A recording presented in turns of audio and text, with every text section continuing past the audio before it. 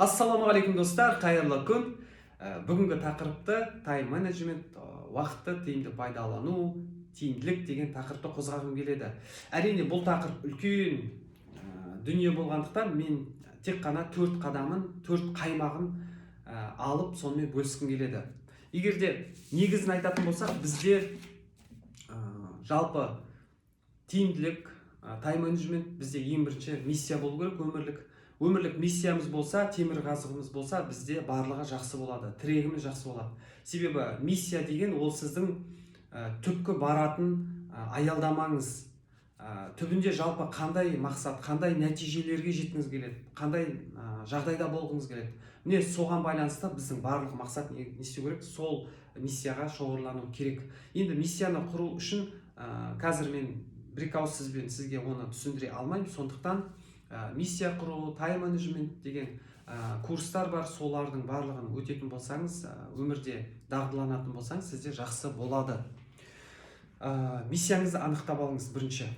Екіншіден, жоспарлауды үйреніңіз.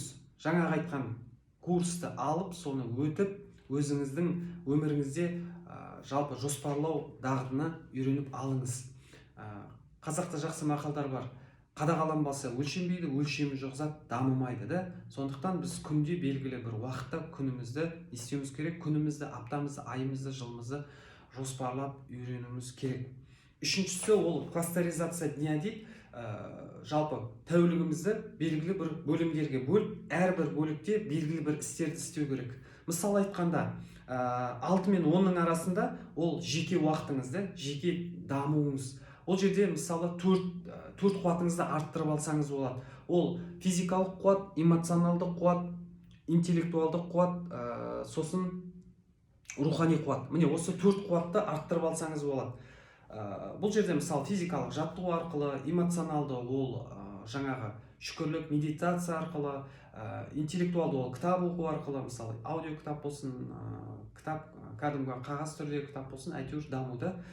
Сосын рухани қуат ол деген жаңағы Құран оқу, дұға ету, намаз оқу деген секілді дүниелермен біз осы таңғы 6 мен 10-ның арасында осы 4 қуатымызды арттыратын болсақ жақсы болады.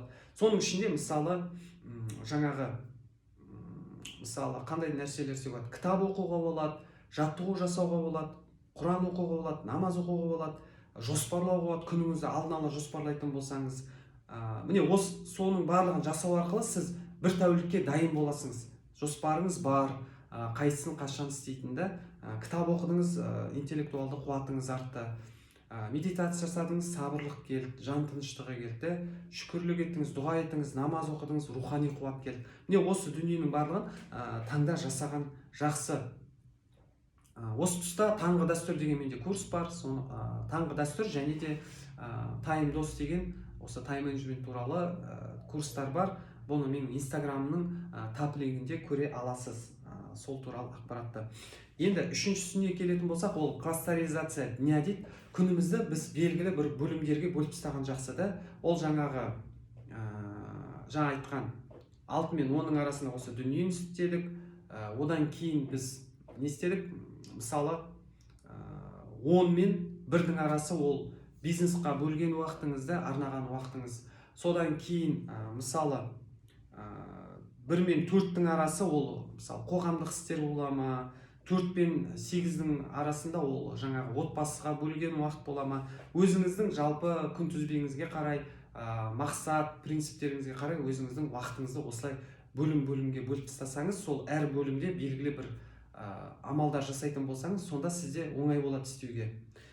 Сосын төртіншісі ол зейінді концентрацияны тек қана бір іске бөлу. Мысалы сізде күніңіз 4 бөлімге тұрды, соның ішінде жаңағы таңдағы уақытыңызда мысалы сіз дене қуатын арттыру, белгілі бір рухани амалдар істеу, намаз оқу деген сияқты да, сосын кітап оқу, сосын жоспарлау болатын болса, міне осы 4 амал болатын болса, біртіндеп әр іске, мысалы сіз жаттығуға 1 сағат бөлдіңіз ба, болды. 1 сағатқа будильник қойып қойыңыз, жаңа сол жүріп келіңіз, жаңа жаттығуларыңызды жасаңыз, шырылдады ма тоқтатып, содан кейін екінші іске көшсеңіз да, дәрет алып алып намаз оқыдыңыз, дұға еттіңіз, құран оқыдыңыз да мысалы, содан кейін шырылдады ма тоқтап кітап оқыңыз, кітапты да белгілі бір 25 минут оқыдыңыз да, содан кейін барып жаңағы таңғы асты ішіп алдыңыз да, сосын ары қарай жоспарладыңыз, тағы бір жарты сағат, бір сағат жоспарға арнадыңыз да. міне осылай бір істе концентрация болу керек, бір істе концентрация. Егер де біз жаңағы соткіде шығып, жаңағы түрлі инстаграм әр затқа алаңдайтын болсақ, онда біздің жаңағы белгілі уақытымыз өтіп кетеді де үлгермей қаламыз. Сондықтан біз адам болғасын жерде бізде ақыл бар, саналы адамбыз да, сондықтан біз уақытымызды не істейміз, осылай басқаратын болсақ, бізде жаңағы формула бір машин сияқты жетістікке тез жетеміз. Міне достар, осы 4 қадамды жасаңыздар, сол кезде белгілі бір нәтижелерге тез жететін боламыз. Алла баршаңызға осы уақытыңызды тиімді пайдалануға нәсіп етсін, дамиық, өсейік, үлкен мақсаттарға жетуімізге нәсіп етсін. Келесі жақсы видеоларда көріскенше қош аман болайық.